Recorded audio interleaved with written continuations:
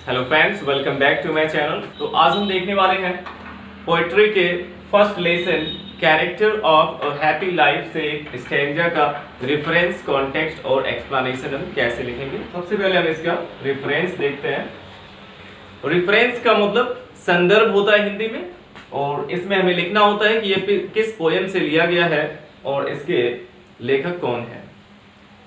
तो हम इसको स्टार्ट करेंगे दीज लाइन से, चाहे वो प्रोज का हो चाहे पोएट्री का हो। हम इस प्रकार से इसका स्टार्टिंग करते हैं। These lines have been taken. ये एक पैसिव वॉइस का सेंटेंस है। जैसे हिंदी में हम लिखते हैं कि ये पंक्तियां ली गई हैं, ये पंक्तियां ली गई हैं, तो इसके लिए दीज लाइन्स यानी ये पंक्तियां ली गई है। ये एक पैसिव वॉइस का सेंटेंस है प्रेजेंट परफेक्ट के, और लाइन्स यहाँ पे प्लूरल है, इसलिए हम यहाँ पे हैव बीन का यूज करेंगे पैसिव वॉइस का रूल, और टेक का third form taken. These lines have been taken, that means ये पंक्तियां ली गई हैं। अब from the poem, from the poem, और किस पोएम से ली गई है अब उसका नाम हमें लिखना है।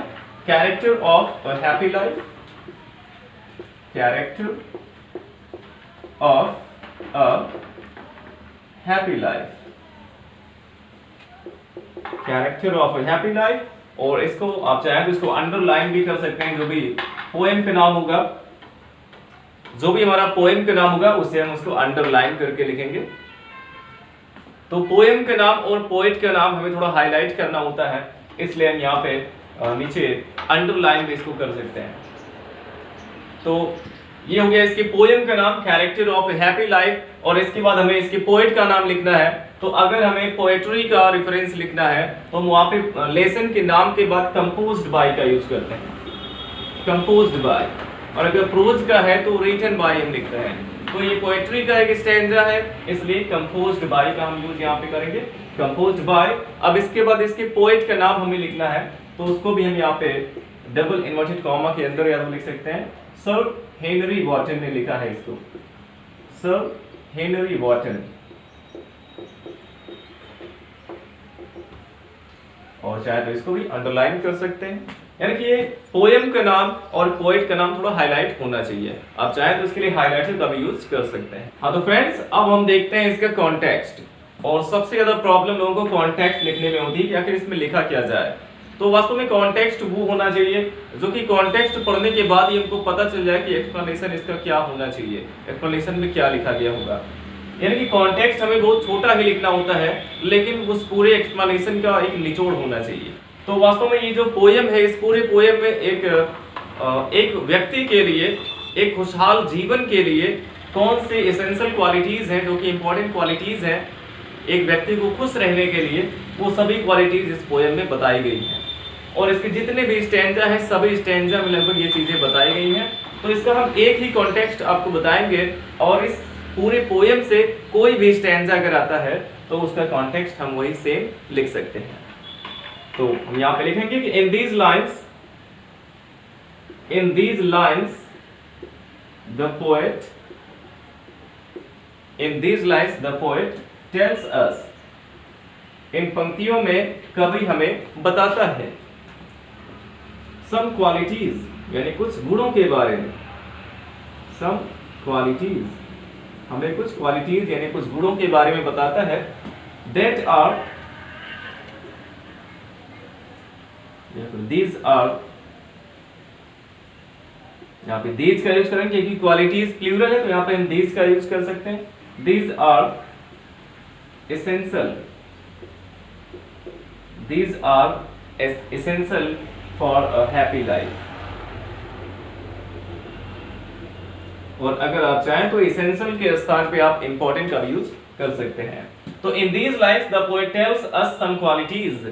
इन पंक्तियों में कवि हमें कुछ गुणों के बारे में बताता है।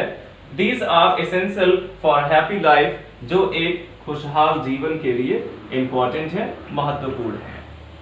तो इस तरह से इस पूरे पोएम का कोई भी अगर स्टैंजा हमें एक्सप्लेन करने के आता है तो उसके कॉन्टेक्स्ट में हम इस कॉन्टेक्स्ट को लिख सकते हैं कि in these lines the poet tells us some qualities, these are essential for a happy life. हम देखते हैं इसका एक्सप्लेनेशन।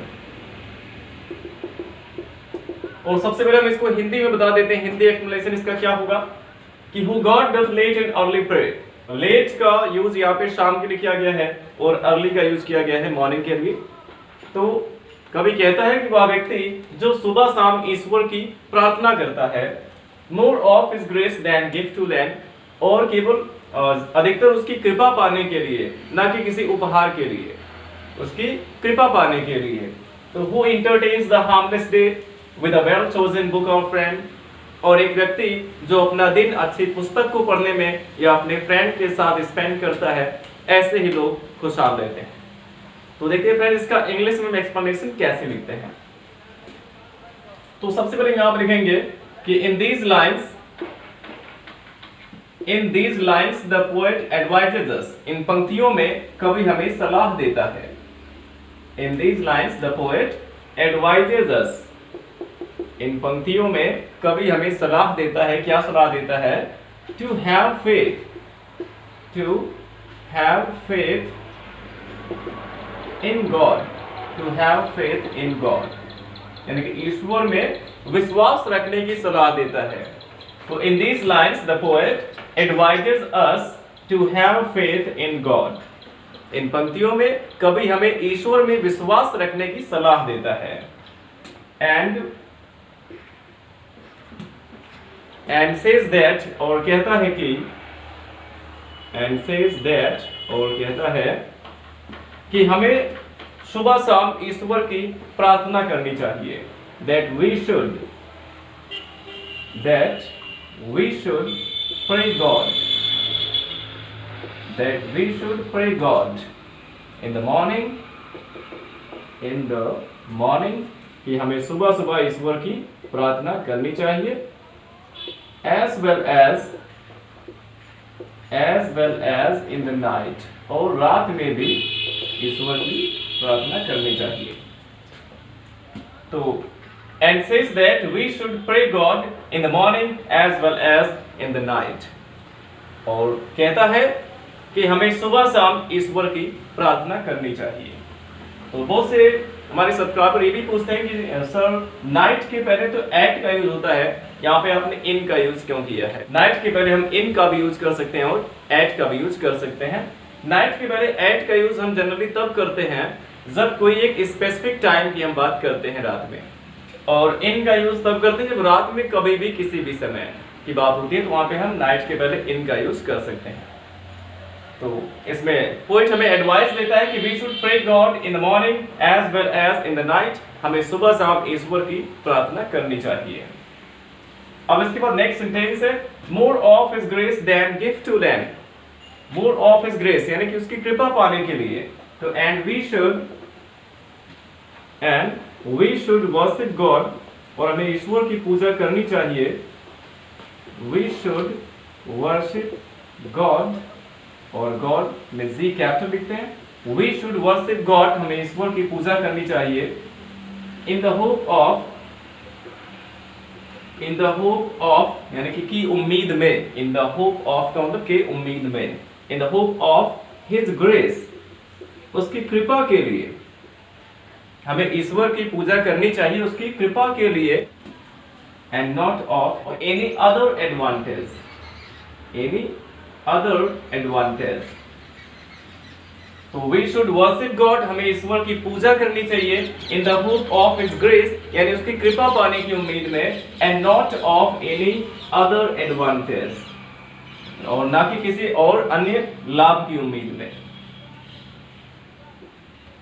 तो एडवांटेज का मतलब लाभ होता है फ्रेंड्स। अब इसके बाद नेक्स्ट सेंटेंस है कि who entertains the harmless day with a well chosen book और फ्रेंड। तो पोएट हमें आगे सलाह देता है कि यदि हम खुश रहना चाहते हैं तो हमें अपने दिन किसी अच्छी पुस्तक को पढ़ने में या फिर अपने अच्छे फ्रेंड के साथ स्पेंड करना चाहिए और अपने आप को बिजी रखना चाहिए। तो लिख सकते हैं एंड फर्दर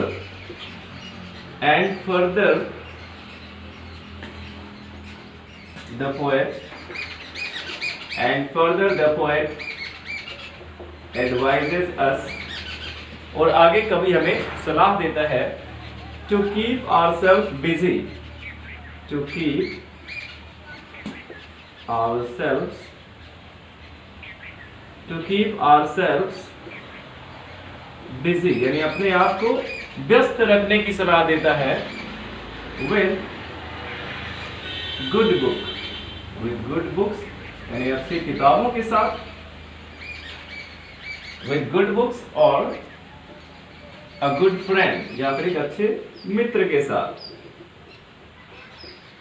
तो इस प्रकार से फ्रेंड्स अब इसका एक्सप्लेनेशन लिखेंगे। आई होप आपको समझ में आया होगा और आप इसका स्क्रीनशॉट ले सकते हैं। Thanks for watching.